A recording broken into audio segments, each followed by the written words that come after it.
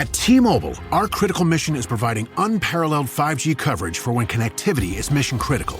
Introducing T-Priority, America's best 5G network experience for first responders, even in times of congestion. More capacity, faster speeds, better coverage. T-Priority from T-Mobile, built for tomorrow's emergencies, ready today. Discover more at t-priority.com. For qualifying organizations on eligible rate plans, coverage not available in some areas and may be impacted by emergencies. This episode is brought to you by Peacock. The new Peacock original documentary, Matthew Perry, A Hollywood Tragedy, dives deep into the beloved actor's rise to fame and his tragic death. 5 people, including Perry's personal assistant, 2 medical doctors, and an alleged Hollywood drug dealer known as the Ketamine Queen, were charged with conspiracy to illegally provide Perry with the ketamine. Explore the details of the case in this heartbreaking special, streaming now only on Peacock. Now tuned into the greatest. The Run with Manny Wilson podcast. The Run with Manny Wilson podcast. Chicago to your speakers. The best sports podcast there is. Yes, sir. What's up, everybody? Welcome back to The Run with me, Manny Wilson, all the way from Detroit to Chicago to your speakers and headphones.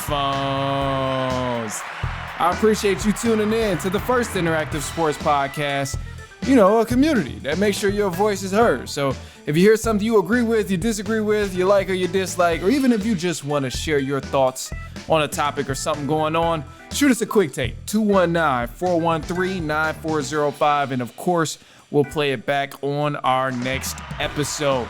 And then shout out to SeatGeek for sponsoring this episode. Get $20 off your first ticket purchase when you use the promo code TheRunPodcast. Now, this code can only be applied for first-time users on the mobile app or website, so go ahead, create that account, and go treat yourself to a concert or a sports game or something like that, Anyway, so to start off, man, we got the offseason in the NFL. The combine and all just happened, and we're not going to talk much about the combine, but there is some other news that's happened in the NFL, which is huge, actually. So the Washington Commanders have traded a 5th-round pick to the 49ers for wide receiver Deebo Samuel. This was a crazy move here. And if you will, I would say blockbuster, but I don't really think anybody got burned by this deal. Now, initially, a lot of people may say, oh, only a 5th-round pick? Damn, that's all it took to get Deebo Samuel? I really think that the time is changing in the NFL before our eyes, where we're seeing a lot more emphasis on draft picks. Like, clearly, the NFL teams are really, really valuing draft picks. I mean, we've seen multiple guys get traded for picks during the course of the season. Devontae Adams was one of them. We've seen Marshawn Lattimore. He was one of the guys who got traded for some draft picks. There was Tre'Davious White got traded for some draft picks. Amari Cooper. Like, this is becoming a trend in the NFL where guys are just getting traded for draft picks. So that's the memo. That's all the memo I need is, hey, if you could have been in the NFL multiple years, but now it seems like draft picks are becoming the value in the NFL. And then also, too, for the 49ers, this isn't a bad deal. Like, I understand, they lost Deebo Samuel. This is a guy who helped them get to multiple Super Bowls, 2 Super Bowls since he's been there and was drafted in 2019. I understand that. But also, it's going to help the 49ers because it benefits them in the cap space. And they don't have to worry about paying Deebo Samuel next year because the reality of the situation is, this dude has been injured a lot, and I wouldn't really want to pay a guy who's already injured and getting up there in age. He's almost going to be 30. So it's like, I don't want to pay him a tremendous amount. And on top of that, he's aging. He can't stay healthy. So, getting a 5th-round pick for that, you can do a couple options. We know they want to tighten up some pieces on the defense. Now you can look to add another receiver. There was even some rumors about Brandon Ayuk probably even leaving the 49ers. So maybe you do use that 5th-round pick for something special. But on top of all of that, you get the 5th round, but you still have your 1st-round pick, which is the 9th pick in the draft. And that's a huge plus for the San Francisco 49ers. Now, statistically, Deebo Samuel did not have a bad year. I know he was hurt. He didn't finish all the games. I think, above all, he did actually play 15 games, but he just did not finish like the games out that he played. But one of the things I'm looking at here is he had just about the same amount of receptions as the past few years, 51 receiving yards. He had 81 targets, caught 51 of the passes. And then also, too, the total yardage was 670 yards, which is less than last year, but also more than the year that the 49ers went to the Super Bowl. So you can't really pick apart anything of like, oh, well, his play is on a steady decline or anything like that. No, the only thing is, I mean, he's aging. That's it. He's almost 30. And other than that, like, you know, it's a good fit with the Commanders because now you send him over to the Commanders and he gets a chance to revive himself. So if he does come back and get a big payday, this is huge for him because now, okay, you got Cliff Kingsbury as your coach. You got a great quarterback. You're also not going to be the number one receiving option there because they got Scary Terry. But now you can go in that offense and still show that you're valuable. So however Cliff Kingsbury is going to use Deebo Samuel, it can be in a good way. And I doubt that Cliff Kingsbury struggles finding some uses for a guy like Deebo Samuel. If he really does have something left in the tank, then I doubt it shouldn't be a problem introducing him to the offense and getting him well acclimated. But again, for the 49ers, not a bad deal at all, man. 29, when you look at the last few injuries that he's had, chest rib strain, calf strain, pulled hamstring, shoulder fracture, and this is just going back to 2 years. So I don't know what's to come for him. I hope he can stay healthy because obviously we know how much of a threat he is when he's healthy. But this pickup here for the Commanders, it's huge. And it's saying that now, to me, above all, the bigger picture here is that draft picks are becoming more valuable in the NFL with all of these different teams. Because you got to remember, too, when they traded for Marshawn Lattimore, they gave away draft picks. Commanders are loaded on some draft picks, and they've been giving them out, trying to bring in some skill guys. And the only thing here is, are you going to bring in the right skill guys? Because you got Marshawn Lattimore, and he's kind of on the back end too, late 20s, early 30s maybe. He's on the back end of his career as well. Now you got Deebo Samuel there as well. But it could be a good blend for bringing in that veteran presence, which is good. Of course, teaching the young guys something who's going to be around. But above all, I don't think anybody got burned by this deal here. For the 49ers and Commanders. Commanders, they already had an outstanding season from last year, going all the way to the conference championship game, which was just wild. Nobody in their right mind imagined them doing that, but yet they still did it. So, 49ers struggled last year. Injuries was a big thing. Brandon Ayuk went down. Christian McCaffrey went down. Deebo Samuel went down. George Kittle was down for a minute. They really got ruined by injuries last year for the 49ers. And, you know, you almost wonder if they're going to try and revamp the whole entire offense from a talent perspective, considering now that they're going to possibly try and trade Brandon Ayuk, who's a big-time receiver, just got a payday and all of that stuff. But maybe they go the draft route. Maybe they try and rebuild through the draft, save some money, pay for a couple free agents, and who knows. But above all, I don't think it's a bad move. Deebo Samuel, wish him the best of luck over there. And 49ers fans, it might be, you know, a little sad, like, damn, we got rid of Deebo Samuel only for a 5th-round pick. Yeah, you possibly could have got more, but the last thing you want to do is overpay for a guy when he's on the back end of his career. You definitely don't want to do that.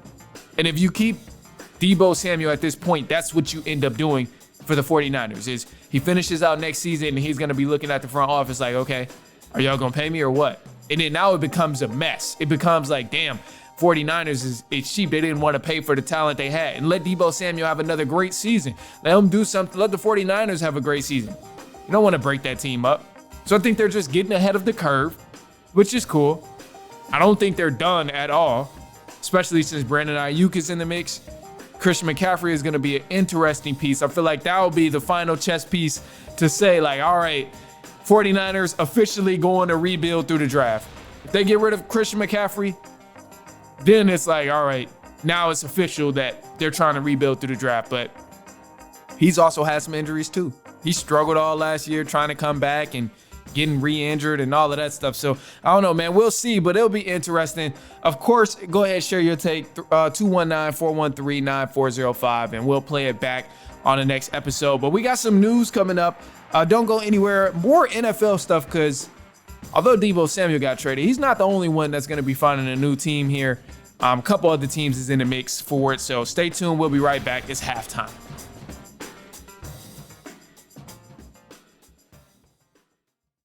Today, the beverage aisle looks a lot different than it used to. America's beverage companies are working together. We're delivering the options everyone wants. In fact, nearly 60% of beverages Americans buy have zero sugar. You'll find more variety than ever, including more of your favorites, now available with zero sugar.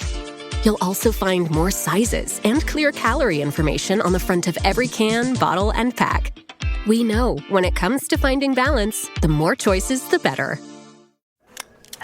I think you're on mute. Workday starting to sound the same? I think you're on mute. Find something that sounds better for your career on LinkedIn. With LinkedIn Job Collections, you can browse curated collections by relevant industries and benefits, like flex PTO or hybrid workplaces, so you can find the right job for you. Get started at linkedin.com/jobs. Finding where you fit. LinkedIn knows how. All right, so let's jump into some news for the run here. Let's kick it off with the NFL because I left you guys kind of on a cliffhanger, and I feel like as soon as I finished recording last week, of course, some more breaking news comes out about Matthew Stafford. But as far as Matthew Stafford, he is re-signing with the LA Rams, not going anywhere. And as a matter of fact, they asked Sean McVay about it, and Sean McVay said we were actually pretty confident that he wasn't going anywhere from the jump. And I got some audio here as well. How close did it get to you losing Matthew Stafford? Or it trading never him? did.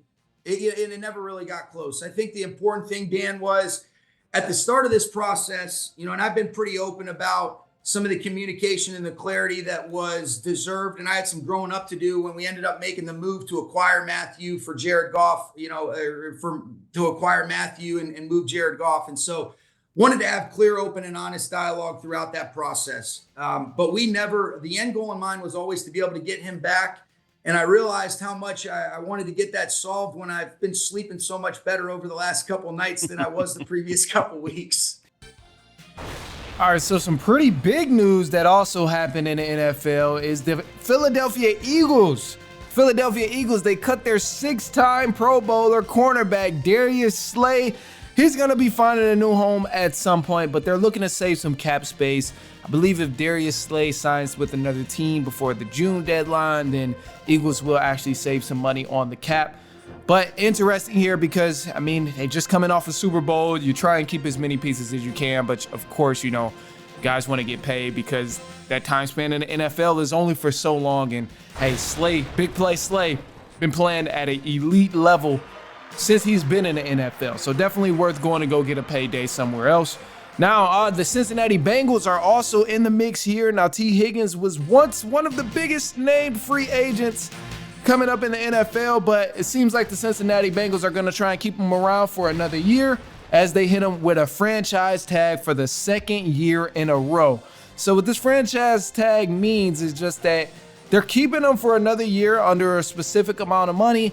That way they can possibly bring him back and avoid him being an unrestricted free agent.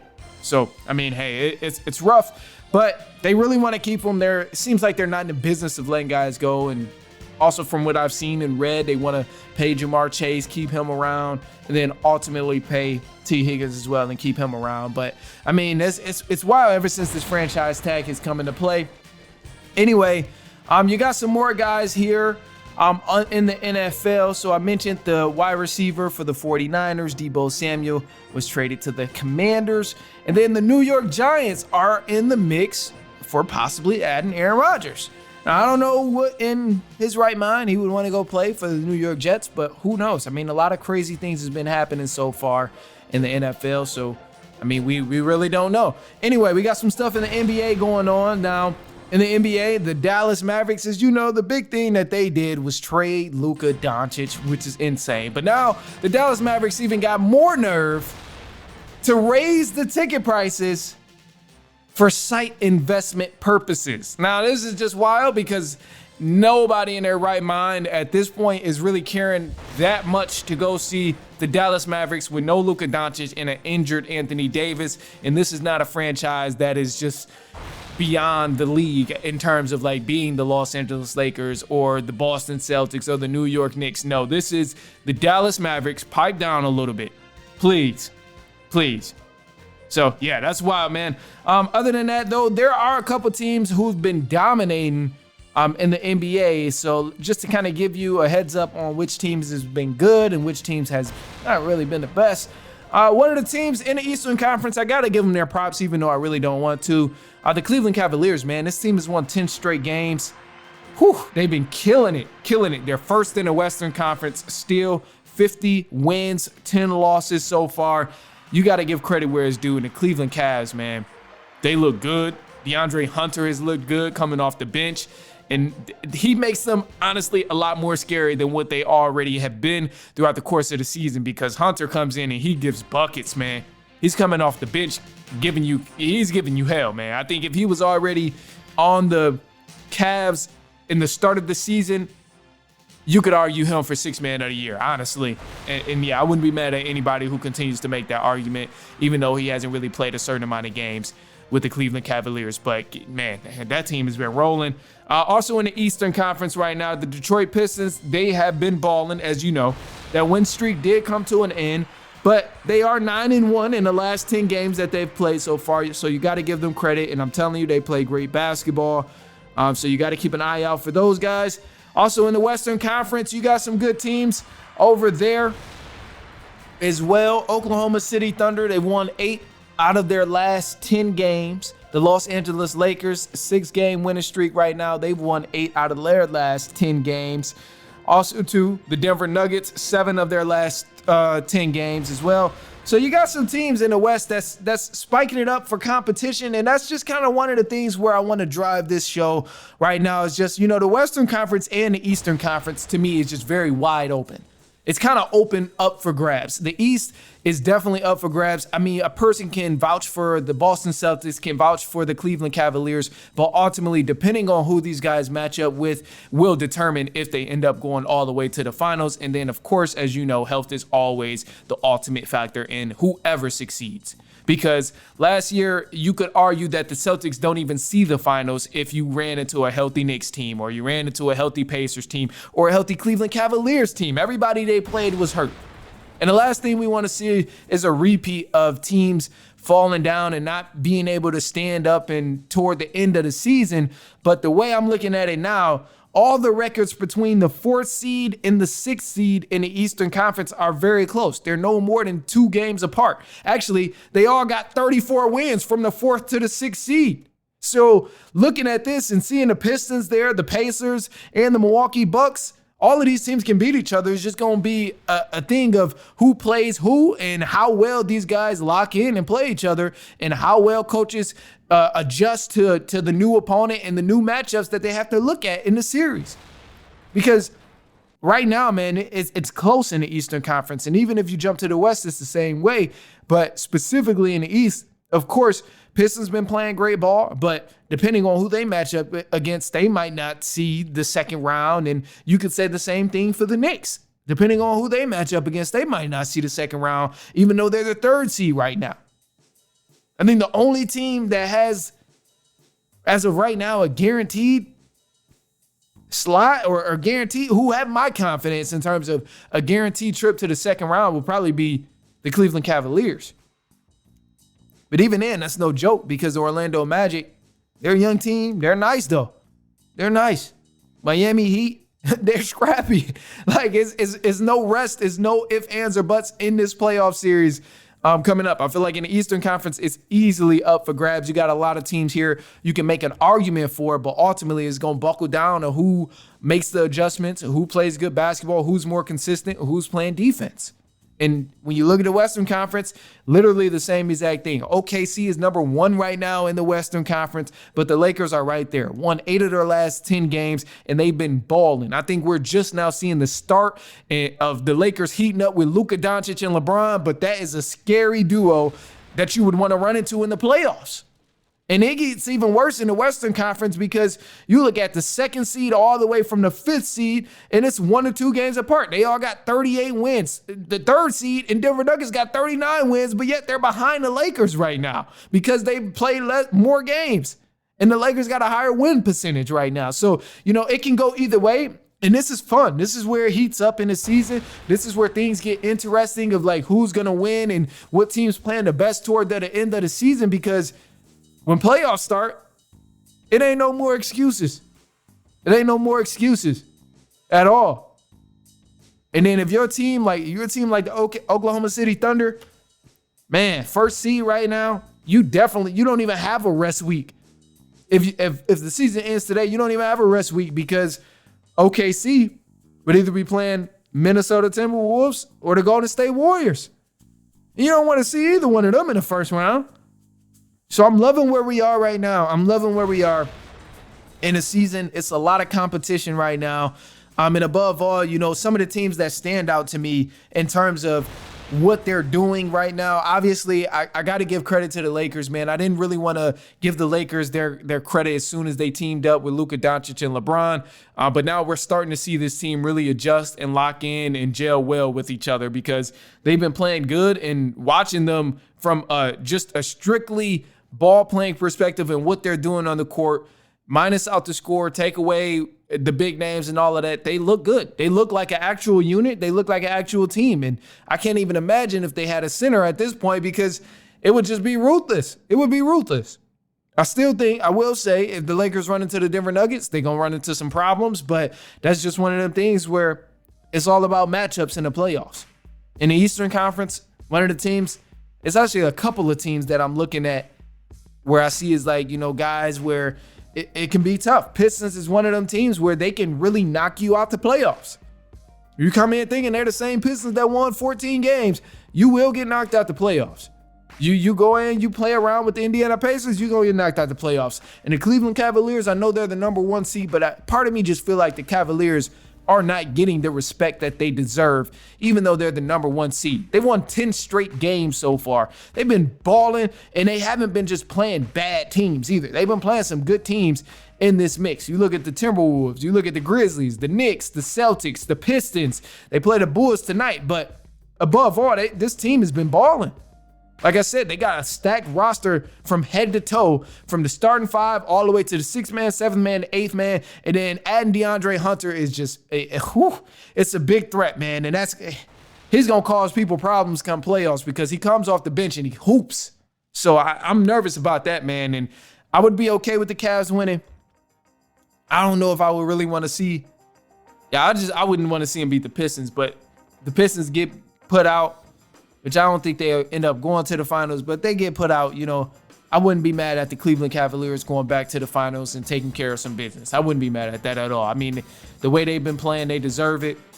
Stacked roster head to toe. They play defense. They shoot well.